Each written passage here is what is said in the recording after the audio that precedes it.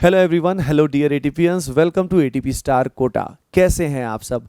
Hoping that आप सब बहुत बहुत अच्छे होंगे। तो यार देखिए, जैसे कि आप सभी ने पिछले वीडियोस पे कमेंट किए थे बहुत सारे स्टूडेंट्स ने कि सर जेई 2023 एंड नीट 2023 क्या बहुत ही टफ होने वाला है, अगले साल क्या कंपटीशन बहुत ही इंक्रीज होने वाला है। तो यार इन सारे सवालों के जवाब विद प्रॉपर एनालिसिस इस छोटे से वीडियो में आप सभी को मिलने वाले हैं। और लास्ट में आप सभी के लिए एक सरप्राइज भी है, तो एंड तक इस वीडियो को जरूर देखिएगा।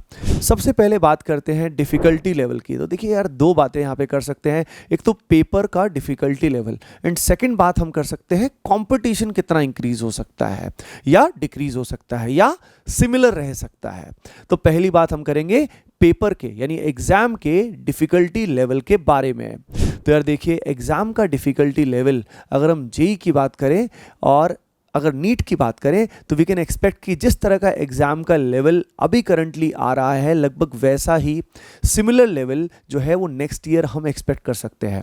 थोड़ा बहुत लेवल में डिफरेंट चेंज हो जाता है, जैसे फॉर एग्जांपल जेई में डिफरेंट स्लॉट्स होते हैं, लेकिन उसमें नॉर्मलाइजेशन होता है। तो कोई स्लॉट पर्टिकुलरली डिफिकल्ट भी हो सकता है, कोई आसान भी हो सकता है, यानी similar level can be expected. अगर हम नीट 2023 की बात करें तो वहाँ पर भी सिमिलर लेवल जो है पिछले 3-4 साल से, जब से एनटीए ने पेपर बनाने शुरू किए हैं, प्रॉपर एनसीईआरटी बेस्ड पेपर आ रहा है। कभी कभी कुछ एडिशनल स्पेशल क्वेश्चंस आ जाते हैं, but overall difficulty level similar सा ही चल रहा है। आइए अब बात करते हैं कंपटीशन के बारे में। कंपटीशन का मतलब ओवरऑल कट ऑफ क्या इंक्रीज हो पाएगा, क्या रहेगा। तो इससे रिलेटेड कई सारे एजुकेटर्स ने भी वीडियोस बनाए हैं, तो I will be able to clear all your misconceptions. ज़्यादातर एजुकेटर्स ये बोल रहे हैं कि अगली बार एग्जाम बहुत ही टफ होने वाला है। अब इस चीज़ को प्रूव करने के लिए what are the factors they are saying, और उसके रिगार्डिंग मेरा जो ओपिनियन है, मेरा जो एनालिसिस है, वो मैं आपके साथ शेयर करूंगा। सबसे पहला जो फैक्ट काफ़ी सारे टीचर्स बोल रहे हैं, दे आर सेइंग कि इस बार नंबर ऑफ ड्रॉपर्स पहले से काफ़ी अधिक हैं। तो यार मैं आप सभी को बता देता हूँ कि ड्रॉपर्स हर साल ही ज़्यादा होते हैं। इस साल अगर ड्रॉपर्स की बात करें तो ऑब्वियसली थोड़ा सा सिग्निफिकेंट ड्रॉपर्स बढ़ सकते हैं, बिकॉज इस बार नेचुरली टेक्निकल इश्यूज आए थे, नीट के पेपर में भी कुछ इरेगुलरिटीज़ थी। लेकिन हमें एग्जैक्टली नहीं पता है कि ऐसे कितने हज़ार स्टूडेंट्स थे जिन्होंने उसके बाद ड्रॉप करने का चुना, और उसमें से कितने स्टूडेंट्स रियल में सिंसियर थे। तो उसका रियल कंपटीशन पे कोई खासा इम्पैक्ट आएगा, मुझे ऐसा बिल्कुल नहीं लगता है। बहुत माइनर डिफरेंस आ सकता है। अगला फैक्टर होता है नंबर ऑफ सीट्स। ज़्यादातर एजुकेटर्स ने नंबर ऑफ सीट्स का फैक्टर देखा ही नहीं। हर साल कुछ ना कुछ सीट्स जो होती हैं डिफरेंट एम्स में, डिफरेंट मेडिकल कॉलेजेस में, आईआईटीज़ में, नई आईआईटीज़ में सीट्स इंक्रीज़ होती जाती हैं। तो जब सीट्स इंक्रीज़ होती जाती हैं, तो अगर बाय द वे कुछ नंबर ऑफ स्टूडेंट्स, अच्छे स्टूडेंट्स इंक्रीज़ भी हो जाते हैं, तो competition overall will remain almost the same, right. अगला फैक्टर जो एजुकेटर्स हैं वो ये कह रहे हैं कि पहले कोरोना जो काल चल रहा था, उस कारण स्टूडेंट्स की पढ़ाई काफ़ी हैम्पर हुई थी, इसीलिए स्टूडेंट्स अब ड्रॉप कर रहे हैं और उनकी प्रिपरेशन हैम्पर हुई थी, ड्रॉप कर रहे हैं, तो कंपटीशन इस साल बढ़ जाएगा। पर मेरा मानना है कि जो 12th हैं, जो फ्रेशर्स हैं, अगर देखा जाए तो क्लास 11th में और 10th में उनका परफॉर्मेंस भी विचारों का ख़राब रहा था। तो उस बेसिस पे क्लास 12th के स्टूडेंट्स उतने वेल प्रिपेयर्ड नहीं होंगे। अगर क्लास 12th के स्टूडेंट्स उतने वेल प्रिपेयर्ड नहीं होंगे तो कॉम्पिटिशन नेचुरली बैलेंस आउट हो जाएगा। यानी कोई फैक्टर अगर कॉम्पिटिशन को बढ़ा सकता है तो कोई घटा भी सकता है। तो मेरा मानना है कि आप सभी को पैनिक नहीं करना है, आप सभी को अपनी पूरी जान लगा देनी है, जान झोंक देनी है, अपना बेस्ट आपको देना है, ठीक है। सिंसियर आपको नेचुरली रहना है, सिंसियर आपको वैसे ही रहना है, सीरियस होने की ज़रूरत नहीं है, सिंसियर होने की ज़रूरत है, राइट। तो ये जो क्या बोलते हैं मिसकंसेप्शंस हैं, मिथ्स हैं, इनसे दूर रहिएगा, अपनी तैयारी अच्छे से करते रहिएगा। अगला फैक्टर जो एजुकेटर्स कई सारे बोल रहे हैं कि स्टूडेंट्स को अब क्लासरूम कोचिंग का भी एक्सेस मिल रहा है। भाई पिछली बार भी क्लासरूम कोचिंग का एक्सेस था, हाँ इस बार मार्केट पूरी ओपन हो गई तो इस बार एक्सेस ज़्यादा है।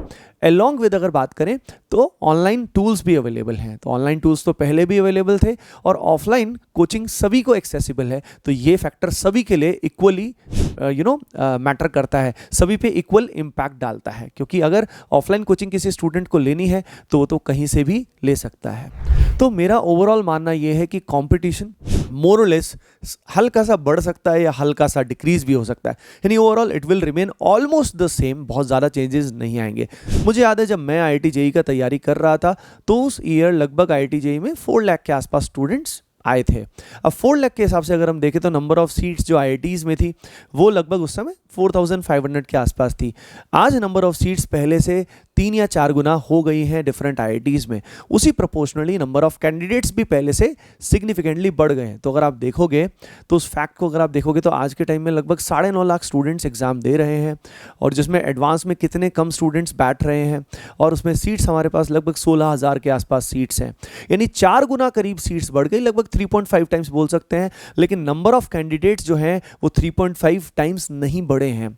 यानी ओवरऑल एक एंगल से देखा जाए तो आईआईटी जेईई में कंपटीशन डिक्रीज हुआ है। अगर हम बात करें नीट एग्जाम के अंदर, तो नीट एग्जाम में अगर हम बात करें तो पहले number of students come appear होते थे, अब नंबर ऑफ स्टूडेंट्स ज़्यादा अपीयर होते हैं। पर आपको ये फैक्ट भी पता होगा कि नंबर ऑफ सीट्स भी पहले से सिग्निफिकेंटली बढ़ गई हैं। नंबर ऑफ मेडिकल कॉलेजेस भी जो हैं वो पहले से इंक्रीज हो गए हैं। तो डरने की कोई बात नहीं है। आप में जो भी सिंसियर एस्पिरेंट्स हैं जो बहुत अच्छे से तैयारी करेंगे, they will do really well.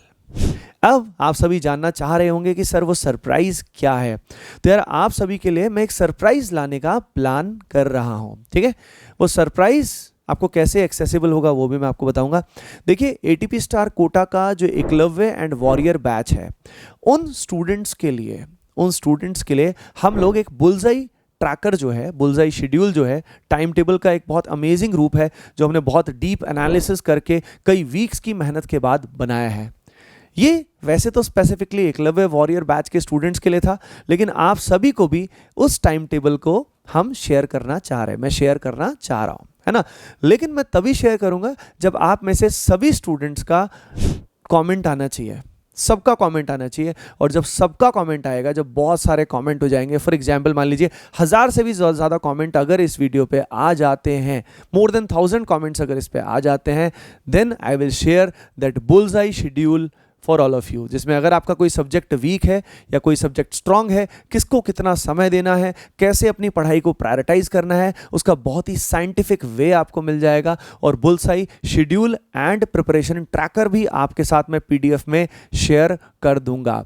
तो आप सभी को अभी कभी कमेंट ज़रूर करना है अगर आप उसे चाहते हैं तो। होपिंग दैट ये वीडियो आपके लिए ज़रूर हेल्पफुल रहा होगा।